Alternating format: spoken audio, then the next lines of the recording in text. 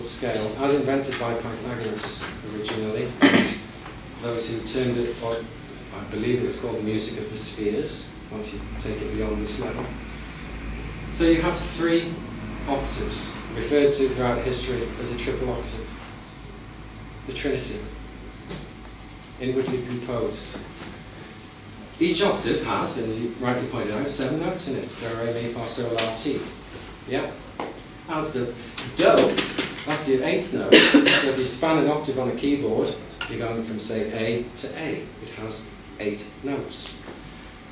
What's actually happening, and again with the technology we could show you this actually happening, it starts with the first note.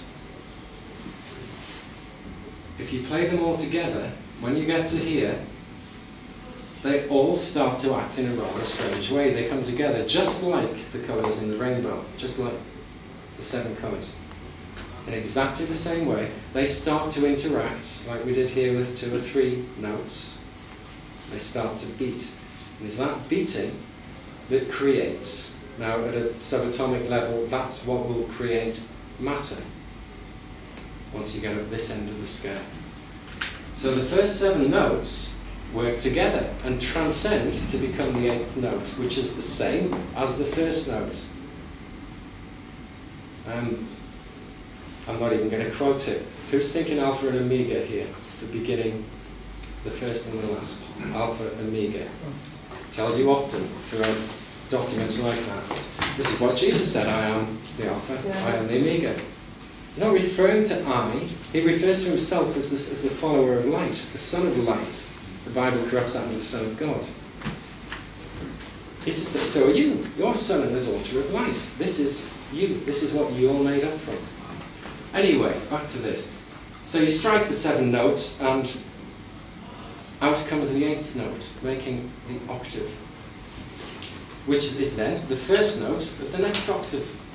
And it builds in frequency, striking each tone until you get to the 7th note, and they merge, just like the colours in the rainbow, to create the note above, which is the same as the first note, only double in frequency.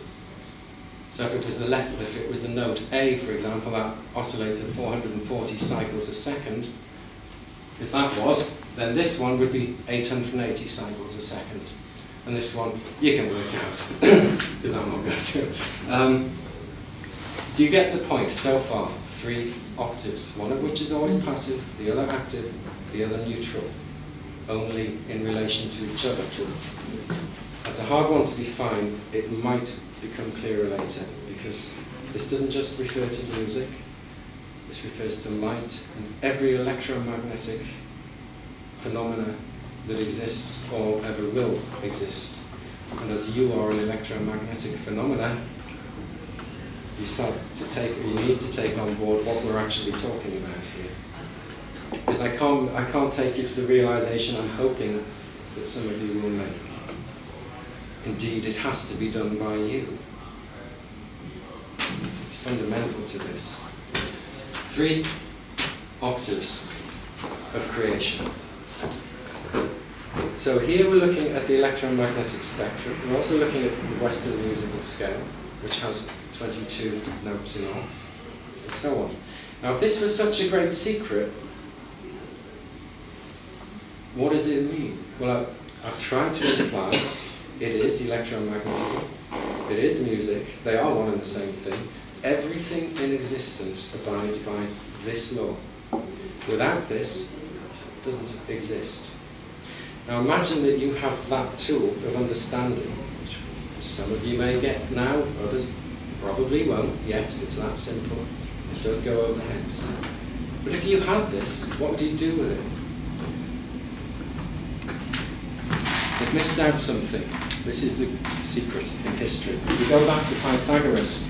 Bear in mind that Jesus was a follower of Pythagoras. I don't mean worshipped him. He was an initiate of the Pythagorean mystery schools. He was also the other things I talked about. This, in fact, is why he was an initiate. It wasn't just Joe Bloggs who got taught this stuff. It was only your kings and leaders. 22 notes spread over 3 octaves. Yet there are 8 notes in an octave. So we're really talking about 24 notes here. But as you'll notice, this is both the first and the last. And this one is both the first and the last. They overlap. So the last one of this octave is the same note as the first one in that octave. That's the point. So there are actually only 22 notes in the octave. Inwardly composed of how many? Someone say it again? Yeah. Does that mean anything to anyone here? I know someone said that they've studied maths. Dean, it was you. I'd hate to pick on you. 22 over 7, mate. What's that? Don't work it. Who said that? Pi. That's it. Pi it unlocks not only the Bible, but the universe itself. This is pi. Alright? The law of 3 octaves, inwardly composed of 7. Everything is inwardly composed of 7 notes. Everything.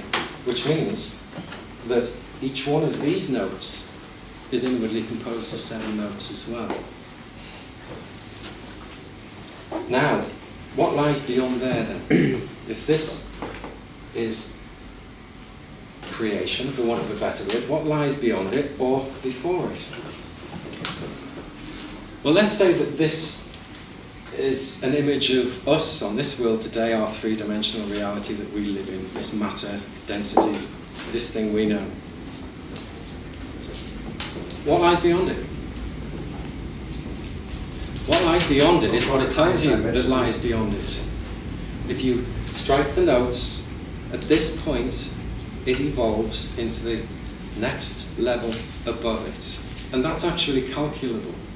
The next level, the frequency of that level, will actually, if our reality, for example, in terms of frequency, stops at the speed of light. Have I lost anyone there? Top end being the speed of light. You move into a higher dimension. Now, what would the numbers be relating to that? Well, I can tell you. They'll be the square of the speed of light. When you get to this point, and here's the ancient truth known by the Freemasons, and I don't mean the people within the Freemasons, I mean those who never actually tell them this. When you get to that point, you transcend. If you meditate, that's what you do. You tune your mind through this frequency, and you transcend up to there. That frequency range will commence at the square of the speed of light. You do all 3 octaves, and you square the possibilities. Now, some of you may have come across that in Masonic terms. It's the squaring of your potential. Okay? Now, this is a hard one to explain, so let me try it this way. Does anyone in this room have a project that they want to bring about, something they want to achieve, whatever it may be? Does anything spring to mind for anybody? What's it going to be? It's actually to do with music myself. Oh, well, brilliant. Hell. Whatever the project is, yeah?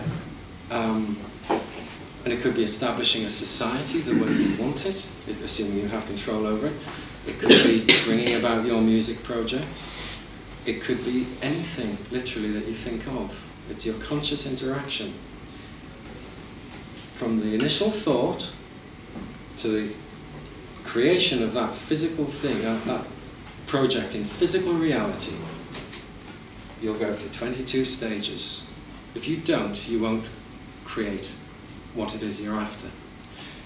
Now, if you follow this, you won't actually create anything. You will not create what you're going for, and that's because this is slightly wrong. Okay? A lot of you might have done looked at sacred geometry before, and perhaps seen something like this. I know for a fact, as some people have answered in this room, colours in the rainbow, 7. Notes in an octave, 7. Number of Jesus, 7. Jesus, follower of light. Chakras. 104, yeah, chakras, 7. You name it, 7. Now, sometimes 8 is used as the number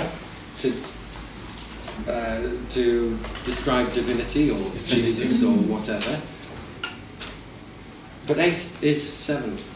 Now, if they refer to 8 in the Bible, you can always read it as 7. If they refer to 24 in the Bible, you can